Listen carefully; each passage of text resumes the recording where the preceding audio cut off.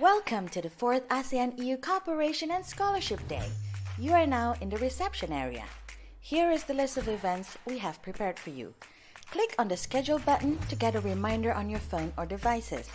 Just dropping in to see what's on? Find this little red button to see which event is currently live and just join the fun. Take the time to explore the expo area and see what have been prepared for you. Here on the booth panel, you can have a one-on-one Q&A session with our exhibitors. Download all the information that interests you, join workshops and sessions, or try out the games. Each session also has its own booth panel for you to interact with the speakers. To have a conversation with an expo representative, click Share Video and Audio. The booth moderator will allow you to have a conversation with them. Have something to say? Head on over to the Voice of Youth booth. Pick your virtual background and overlay and say it with a photo or video.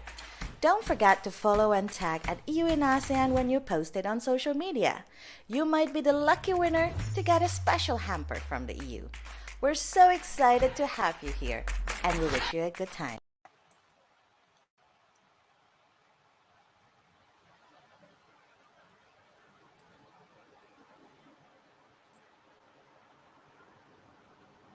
Good afternoon and welcome to the 4th ASEAN EU Cooperation and Scholarship Day 2021. My name is Trisatria Desa and I will be the moderator for this session.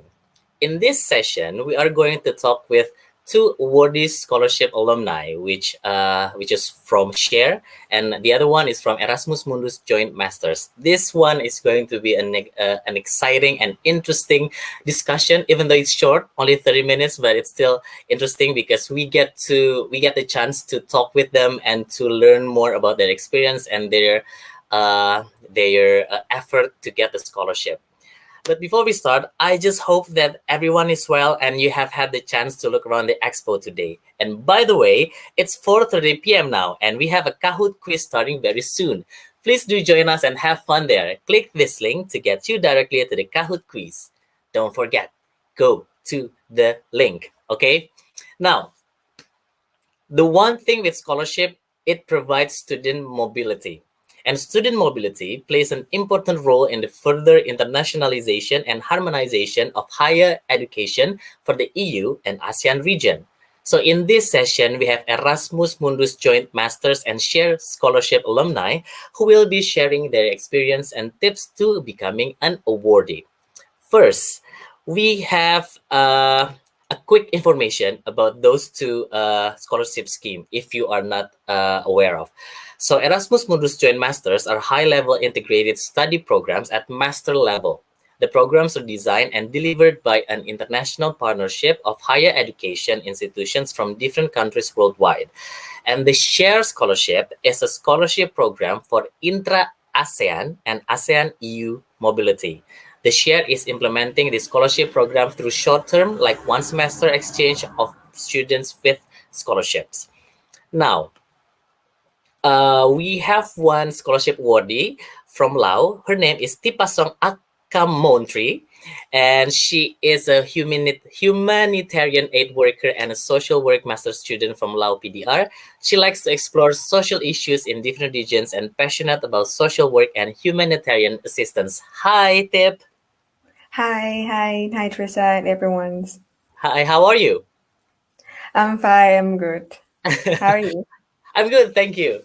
And now our next speaker is Sai Piu Zin Aung from Myanmar, who is currently pursuing his MA in Development Studies at Chiang Mai University, Thailand, and he aspires to continue his research on migration, development, social inequality, resistance, and vulnerable communities. Hi, Sai. Hi, Teresa, and everyone who joined this section. Yes, it's so nice to have you both here and also all the attendees in this session. I hope we can chat in a casual way, but also still informative for the attendees. So, Tip and Sai, both of you are EU-funded scholarship awardees from different schemes. How did you get the scholarship information in your country, and how was your experience in getting the scholarship in your country? Maybe we can start from Tip.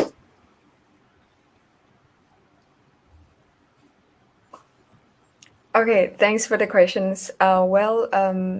Actually, as you may know, I'm from Laos. So basically, from my experience, when I first searching for applying scholarship to study abroad, I start by using Google.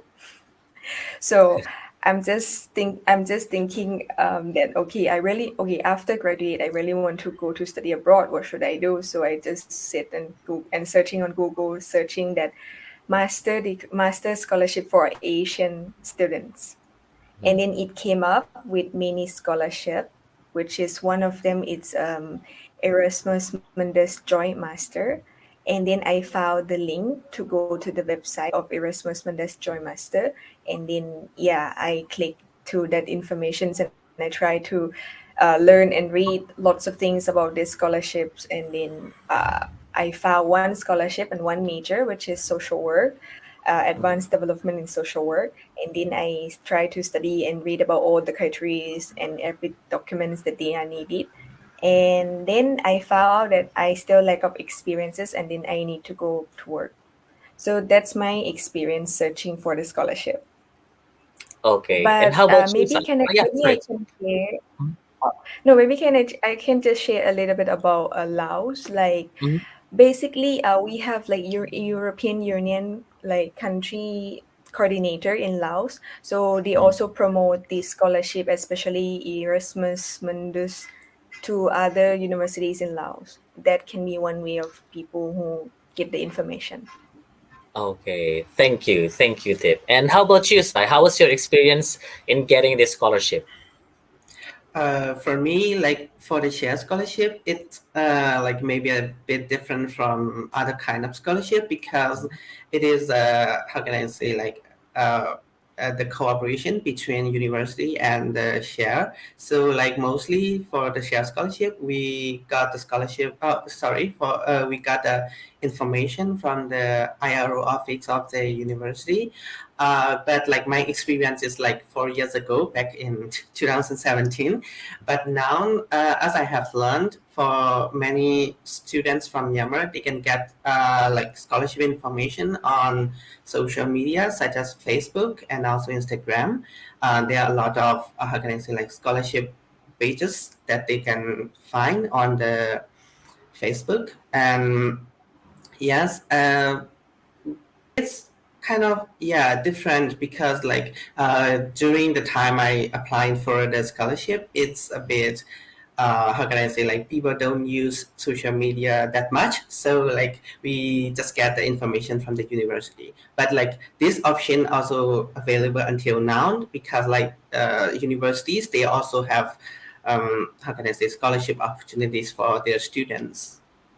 Yes. Okay. That's interesting. So if you ever saw Tip or Sai on their phone checking out on social media, it's not they're not trying to learn new dance move for TikTok, but they are looking for scholarship. Okay, now for Tip. So you are an Erasmus Mundus joint master's degree, which is a scholarship scheme which enable the student to travel, not to travel, but to study in different countries in Europe. So can you tell me about your experience studying as Erasmus Mundus awardee? Okay, maybe first I can explain a little bit about my scholarship and my course. Yeah. So basically, I study social work, advanced development in social work in 5 different countries in Europe. Mm-hmm. So the course designed for the students to study and moving around Europe and learn from each countries. So Mm-hmm. my first semester I study in the UK, Mm-hmm. and then after UK I moved to Denmark.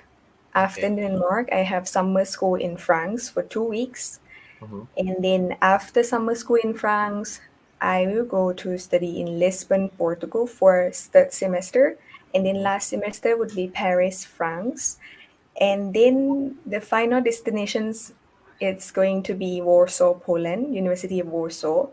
We Mm-hmm. will have a research conference there and then graduation ceremony there. Well, basically, this scholarship it's like a joy master scholarship.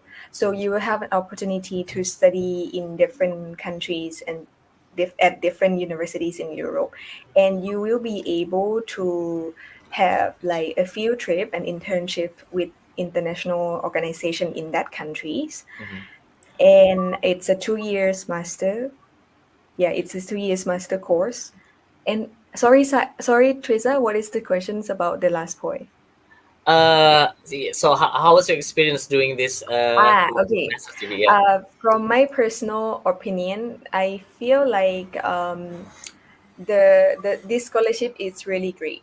You will gain a lot of experience abroad, and you will have lots of opportunities to meet many international students from around the world, not just Asia. So, for example, in my course, I have 18 classmates, and then all of them come from around the world. Like maybe four of them come from Africa, some of them come from Europe, some of them from Asia Pacific. So what you will gain from this scholarship, is that this scholarship is like a platform for you to build your connections with other international Yeah. students and also international universities. Like for example, in the UK, you will have a chance to go to meet social worker in that countries. So you will have that, you can create that connections. But due to this scholarship, you have to move to different country. I think the logistic it's a bit challenging for let's say for international students like us, especially for those who come from Asia. And yeah, you have to be able to plan your logistic along the way from the beginnings of semester until the end of your program. So what is the most important thing to do before applying for scholarship, knowing the scheme is like that, you have to move around quite often? So what is the most important thing for someone who is interested to apply for Erasmus Mundus Joint Masters? Well, I would say that first of all, you may need to study a little bit about your course that you want to apply. Like, for example, when I first applied for the scholarship, there will have different websites and links for you to study about the course that you are going to apply for. So for me, I apply for advanced development in social work. So basically, I try to study what are they going to teach us in this course, and also how many countries, how many modules that we are going to do. So in that ties, I think if we study enough and we have enough information about each countries that we are planning to go, so you will be able to plan and manage your logistic, I think. Okay. And to Sai, you were awarded the scholarship from Share not only once but twice. Okay, that's Yeah. so unfair for many people. One was a student mobility program to study at a European university, and the second one is a scholarship for you to study intra-ASEAN, which is the one that you are doing currently, right, in Chiang Mai. No, it's like different university It's because a different like one. yeah, a different one. Okay. In Share, I studied at like Chulalongkorn University, but now I'm in Chiang Mai. It's like different. Okay. But Yeah. how did you manage to successfully be selected as an awardee twice? Like, can you please tell me the first one first? Uh, When did you go? When you go to the European university? Actually, the batch that I went to the European University is the second one, and I Second went one. to the Thailand first. So let me share about the Thailand first Mm-hmm. because at the time I was like second year of my study, and I know nothing about how can I say the logistic of applying scholarships. So I had to raise question a lot, and I had to how can I say inquire a lot, and yeah, some of like coordinators from Share me know that I raised questions about scholarship to them a lot. So from here, what I want to share is that like make sure what the scholarship want and what you have to give to the scholarship, because for some common errors among students is that like they just applied without know what exactly it is. Yeah. So I do recommend that if you are not clear, if you have questions in your mind, just ask to the how can I say, they will have some platform that you can reach out to them. So just ask them. yeah, that was the first experience during my applying for the Thailand university. I asked both the university and the share coordinators at the time. Yeah, for the, how can I say, like for the preparation phrase, I just want to recommend that to have a strong, like a kind of strong academic background. What From my experience, students in Myanmar usually think that like academic background is not that important because they feel like the education system is not that good. So like even you have a how can I say, like a high grade, it's nothing. But when you are going to apply for the scholarship, it is very important to have a strong academic background. So like trying to have, how can I say, like not a very perfect grade, but like trying to have, like, how can I say, like a high grade during your study. Um, yes, that was my first time, and like for the second time, I applied to the European University from Thailand. I haven't, I haven't gone back to to Myanmar when I applied for the second university. I just applied directly from Thailand, and it was not that how can I say, like difficult for me because I had experience during the first time, so it's kind of a bit easy for me. Yeah, yeah. The one that I want to give the message here is that like to have good academic background and also know what the scholarship wants from you and what the scholarship demand for. Yeah, because in scholarship, it's not about an organization giving you money for no reason, right? They want to give Yeah. money, they want to fund the student, the right student that align with their goals and their objectives in the long run, obviously. Yes. Yes.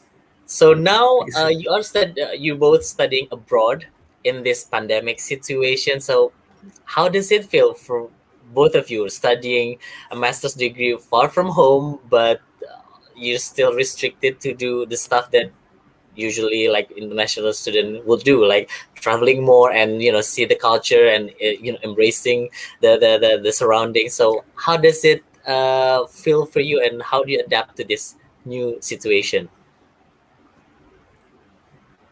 Maybe Sai or Tip can start. Okay, I can start. Yeah. Because I just arrived to Thailand like two weeks ago, Mhm. 3 weeks ago, and I just have finished my quarantine here. Yeah. Yeah, for the, how can I say, for the environment, I feel like okay, if you're away from home, you will get homesickness. Yeah. Exactly. And yeah, during my quarantine in Bangkok, I also had some problem because, like after I finished quarantine, I need to travel to Chiang Mai. So at the time, the, how can I say, like the government just suddenly block all public transportations out and to Bangkok. So I had to stay in the quarantine hotel for like more than 20 days. Mhm. Actually, my quarantine was supposed to be like 14 days. So Wow. like in this situation, yeah, it's kind of okay. I have to cope with this. And yeah, like mostly I just okay, talk to my family and my friends and share about my loneliness because you are in the hotel alone and you are not allowed to see people around. So Mhm. like okay, and sometimes you get upset of this, how can I say, like this pandemic, but Yeah. you cannot overcome it. So like just to deal with it, and I usually encourage myself like life is happening. So like you just have to go with the flow of the life. So like just let it be. Yeah. Yeah. Yeah, Yeah. if you have like homesickness, just Mhm. talk to your family or someone who you can how can I say, like who you can share your feelings. Yeah. Yeah. That's great. And also, we have a question from the audience, and this question is from Sai. And the audience wants to know, what do you want to suggest to Myanmar youths in rural region to get the scholarship? Yes, that is a very good question because I'm also from the rural area. I'm from like the how can I say, the northern part of Shan State, Mhm. and I want to suggest that don't feel small if you're from rural area because Mhm. uh, at this age you can get the scholarship information from everywhere, and like yeah, like kind of the preparation phase, you can study English or you can improve your English from online, especially during the pandemic. There are a lot of courses that are available for you to study online. So like I think it is kind of like easier to get a scholarship even you are from the rural area. So like what I have experienced is that like youth from rural areas usually feel small, and they usually get depressed that oh my god, I'm from rural, so I was not able to uh, compete with youth from Mandalay or Yangon or whatever. Mhm. But I would recommend that don't feel small, just have a good preparation, then you'll get it. Yeah, and be Yeah, confident, right? You have to be very yeah, be confident confident. and be Yeah. prepared, and yeah, just believe in yourself. And maybe Yes. for Sai, since you're studying in for Tip, sorry, you're studying in different countries, but you don't need to learn all languages, right? You only need to speak English for your master's degree, right? Well, yeah, the course it's taught in English, Mm-hmm. but like when you move to another countries, at least you have to understand, or at least you have to learn a little bit about their languages for your daily life conversation. Actually, Yeah, at least I'm you know how trying to to say how learn. are you. Yeah, like I'm trying to learn. Right now, I Portuguese and French, Mm-hmm. which is really difficult. Yeah, but actually, I think you just need to practice your English with them, and then you need to find you need to find your local friends there and try to exchange the language with each other, and then you're good to go. Okay, and there's a question from the audience because he or she wants to know that how can you finance yourself while you are studying abroad? Sorry, how can I How couldn't can hear you you clear? finance yourself? How can you support yourself on your day to day life Okay, how financially? can you finance? Mm-hmm. Well, I think I do understand, first of all, because for me personally, I also don't have enough finance support from my Mm-hmm. families. So, Mm-hmm. what I try to do is that I'm trying to find a scholarship. So, maybe when you first start to think about study abroad, which is help you and support you for your whole program financial, and then maybe I think in some scholarship, but not in my scholarship, like in some scholarship in Europe or in other countries, I think you will have an opportunities or chance to doing your part-time job in that countries if you really want to. But I would say that maybe first try to find a fully funded scholarship. Then you will have enough financial support for your whole program. What you need to do is Mm-hmm. you just need to manage your financial. Yeah, and a lot of scholarships from EU is fully funded anyway, right? So you don't. So as a student, you don't really have to think about the money itself because you will get the monthly allowance and book allowance as well, if I'm not mistaken, and even for travel allowance as well. So yeah, that's a very good advice from Tip, which is find a fully funded scholarship first, and then you don't have to worry about the financial side of your studying journey. And now I would like to get back to Sai because I think Tip's connection is unstable. Yeah. So you are studying in a different country. So you've been to different countries to study. Yeah. How was that experience? I mean, we I mean, for me, when I was still in Indonesia, when I was going to go to the UK, ooh, UK, Big Ben, blah blah blah, all the touristy place. And then when I came here, it's like, okay, yes, some parts it's like beyond my expectation, but some parts like, I'm not quite sure about this. So, and how was it for you? How do you manage your expectation, especially as a student, especially in this current situation? Yeah, I think I had like same experience with you because I do expect like I did expect a lot when I going to abroad, and I thought that okay, when I go this country I will do this, that and that. I already said everything, and yeah, but like when I am there, when I was there, I feel like, oh, okay, this is not what I expect, and you will have something that, okay, this is like maybe sometimes it's like you said, it's go beyond your expectation, but sometimes it's like, okay, this is not what I expect, and something like that.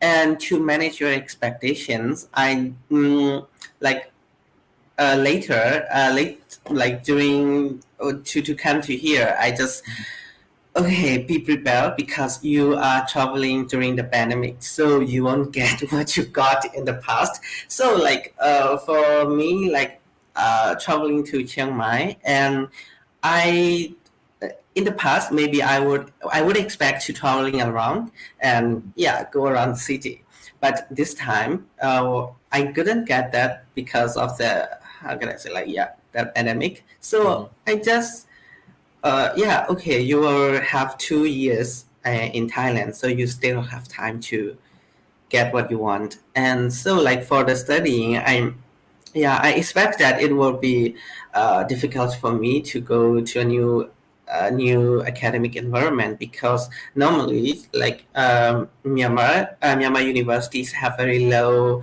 how can I say like low technological issue like they don't use technology in Myanmar universities, but when you go to abroad, it's yeah they use technology a lot, and yeah that was what I didn't expect, and I got shocked when I was there. Okay, I have to use those. So how I gotta adapt to this, and yeah finally I could do that because yeah as I say like life happens, so you just need to how can I say like adapt to that. Yeah. Mhm. Okay. Do we have tip? Oh, hi, Yeah. you're back, Tip.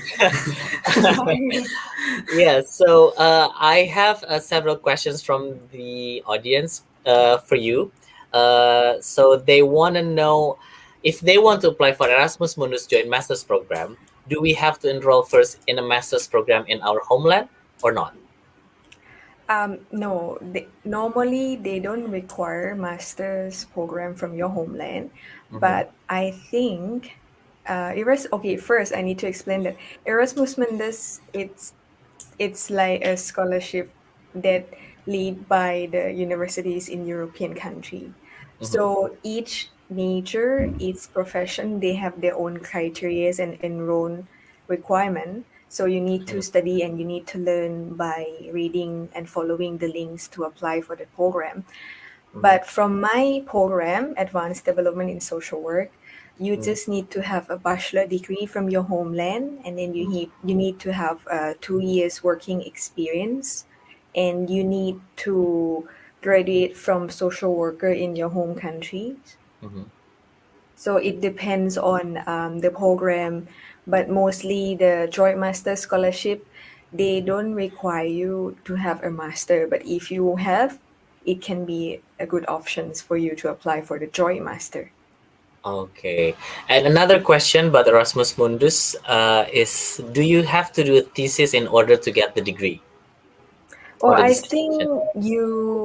think you have to because like I hope like in most of the countries, even in Asia, in other country, in other regions, you Mhm. will have to do your thesis, right? Yeah. During your final years of your bachelor. So you basically you can use that thesis topic to apply for the Erasmus Mundus program.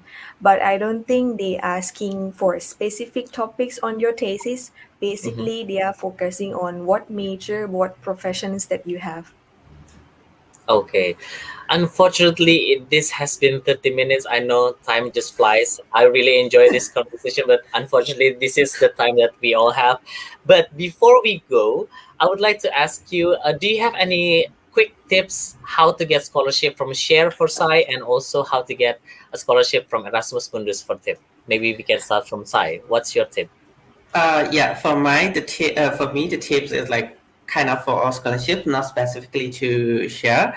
Like I suggest all audience to get updated with the scholarship instructions, and also like not to be a deadline fighter, because I have had experience with like some, how can I say, like some awkward movement, because I was a fighter at this time. Yeah, like you will probably have like technological errors on the last day of the deadline and something like that. And yeah, that's it. Oh, I have one another tip. Like for students from Myanmar, but I think this is all for students from other countries. You need to prepare like documents in advance before you are applying for scholarship. For example, like recommendation letter or academic transcripts or something like that, because like those kind of documents are not easily get. Yeah, Mhm. for Myanmar University, you have to apply like 2 weeks in advance to get an academic transcript. So like be prepared in advance. Yeah. Okay. And tip, is there any tip to get an Erasmus Mundus scholarship? Well, first tips I would say that maybe be confident, Mhm. because I am the only one from Asian in this scholarship this year. Wow. So I found, yeah, understand that most of Asian people, or even like most of people in my countries, afraid to apply for the global scholarship, because they may feel like you have to. I mean, they may feel like they have to compete and they have to fight with people from around the world, and it's difficult and it's hard. So maybe the first tip is that just try your best and be confident. If you cannot get it for the first time, you still have next year. You still have many times that you to apply. That can be the first tip. Just apply first, because when you apply, you will have one chance. Yeah. If you don't apply, you have no chance. That should be one tips. And maybe the second tips for me is that, like Sai, it's quite similar to Sai say that it's better to prepare in advance. Like, Mhm. for example, if you are planning to study abroad and you are planning to apply for scholarship to study abroad for 2023, but it's better for you to prepare since 2022, because you will have a better understanding about scholarship and you have enough informations about how you need to prepare yourself, what documents that they are needed, and True. then you will have more chance to win, I think. That is a very good tip, because on my experience as well, when I started my degree, I prepared 2 years ahead just to apply for 2019 cohort, because I know there's a lot of nitty, just there's little Yeah. thing. There's always this one thing. Oh, you need this And document I and can that thing. share about my experience as well. Like into last year I got two scholarship, but Mhm, I chose Erasmus Mundus because it provided me more opportunities. mhm. But before I got two scholarship, I I try to prepare myself for 2 years, like Erasmus. I know about this scholarship since 2015 after I graduate bachelor. But then I know myself that I need 2 more years to prepare about my working experience. So after I got 2 years working experience, I apply for the scholarship and then I get it. So Yes. it's better to prepare in Mhm. advance than doing in the last minute. Yes. Don't be a deadline fighter like Sai said. Yeah, Yeah. yeah. Okay. It's Well, okay to be a deadline fighter if you prepare enough, but I think it's better to be prepared. prepare in advance. Yeah. Yeah. Yeah. Well, Tip and Sai, thank you so much for your time and the discussion. It's been very, very fun to talk to you. And also, thank you for the audience. Thank you for the questions that you have asked that you put in the comment box. Unfortunately, this is the end of our session, but I cannot thank you enough, Sai and Tip, for sharing your experience and sharing what your journey to get the scholarship. And also, thank you for the audience. But for the audience, if you want to know more about SHARE program and Erasmus scholarship, you can visit their booths in the expo section. You can read their brochures or even have a live Q&A at booth. We also invite you to visit the Voice of Youth booth to take your picture or record video there. Don't forget to tag at EU in ASEAN on your social media channels and share your thoughts on today's session. The best photos and comments will be shared on at EU in ASEAN channels and receive a surprise hamper from us. Thank you, Tip and Sai, for the lovely talk, and thank you for all of you attending this session. Have a nice day and enjoy the event. See you.